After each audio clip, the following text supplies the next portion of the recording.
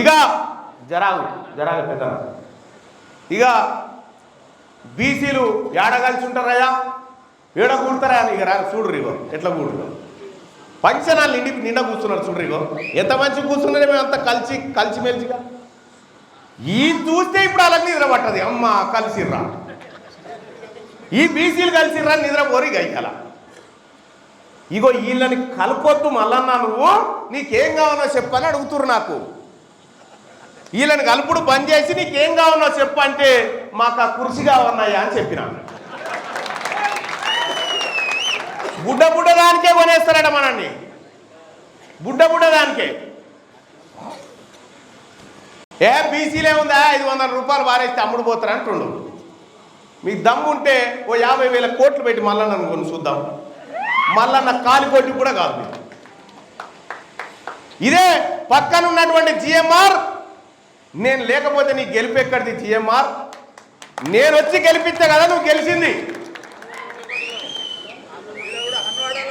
కొత్తకోటలో, హన్వాడలో, మహబూబ్నగర్లో ఎన్ని చోట్ల ఇన్ని రోజులు మిమ్మల్ని గెలిపించింది సాలయ్యా.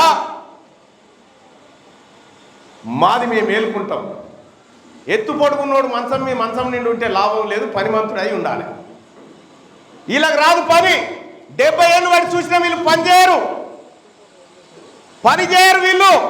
వీళ్ళు ఏమున్నా ఆస్తులు పెంచుకుంటారు తప్ప వీళ్ళు మన సేవ చేయరు. ఇలా ఈడబ్ల్యూఎస్ రిజర్వేషన్ మనం బీసీలో 160% ఉన్నాం. మనబట్ట 160 మంది ఉన్న వాళ్ళకు 27% పాలిస్తారట. 100కి 7 లేరు, వాళ్ళు 10 తీసుకుంటా ఉన్నారు.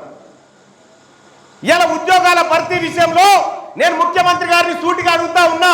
నీకు బీసీల మీద ప్రేమ ఉంటే, బీసీల ప్రేమ ఈ కాంగ్రెస్ పార్టీకి ఉంటే, భారతీయ జనతా పార్టీకి ఉంటే, బీఆర్ఎస్ పార్టీకి ఉంటే నేను సవాల్ చేస్తా ఉన్నా. ఈడబ్ల్యూఎస్ కోటాను ఇప్పుడు ఉద్యోగాలు భర్తీ చేయకుండా 42% రిజర్వేషన్ బీసీలకు ఇచ్చినాక భర్తీ చేస్తుందాం.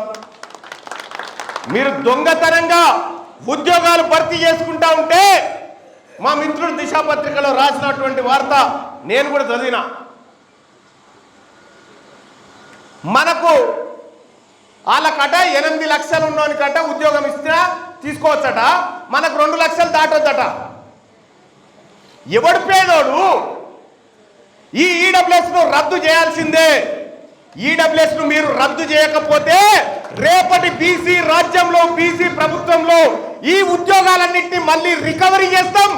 ఈ ఉద్యోగాలు దొంగతనం ఎత్తకపోయిన అన్నింటినీ రద్దు చేస్తామని చెప్పి తెలియజేస్తా ఉన్నా. డ్రామా ఆడుకుంటా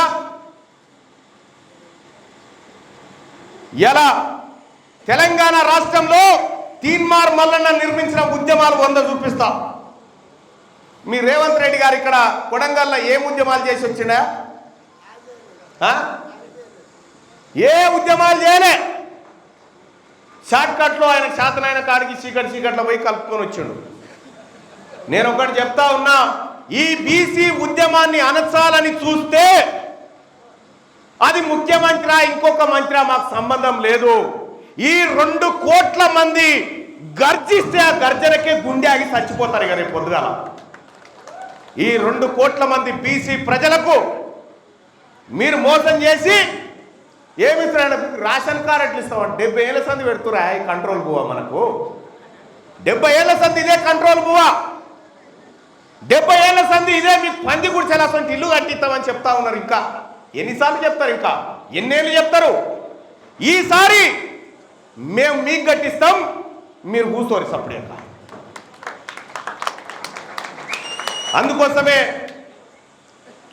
పాలమూరు జిల్లాలో ఉన్నటువంటి నాయకత్వానికి నేను రిక్వెస్ట్ చేస్తా ఉన్నా, ఒకరికొకరు సహకరించుకొని అందరూ పైకి రండి.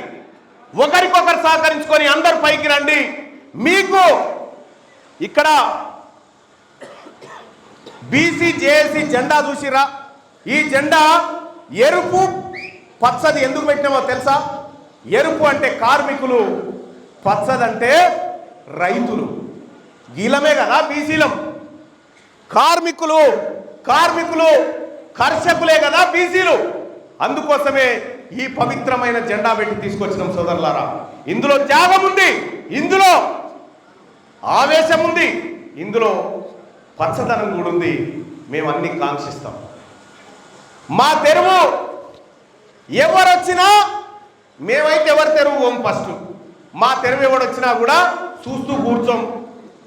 మేము ఎర్ర సత్యం అన్న వారసులం, మేము పెళ్లి లలిత వారసులం, మేము చాకలి ఐలమ్మ వారసులం, మేము దొడ్డి కొమరయ్య వారసులం, మేము ప్రొఫెసర్ జయశంకర్ వారసులం, మేము ఈ భీమన్న వారసులం, మేము పండుగల సాయన్న వారసులం. మేము ఎలా మా సొమ్ముతోని మీరు బతుక్కుంటా మమ్మల్ని బిచ్చగాల లెక్క మీకు రేషన్ కార్డు ఇస్తాం, మీకు ఇల్లు ఇస్తాం, మీకు పెన్షన్ ఇస్తాం, మీ తాత జాగీర్ అంతా అమ్ముకొచ్చి ఇస్తున్నారు మాకు. మీరేమి ఇవ్వాల్సింది లేదు, మేమే తీసుకుంటాం. నీ పావు షేర్ ఏందో నువ్వు తీసుకొని పక్క జరుగు, మిగతాది మాదే.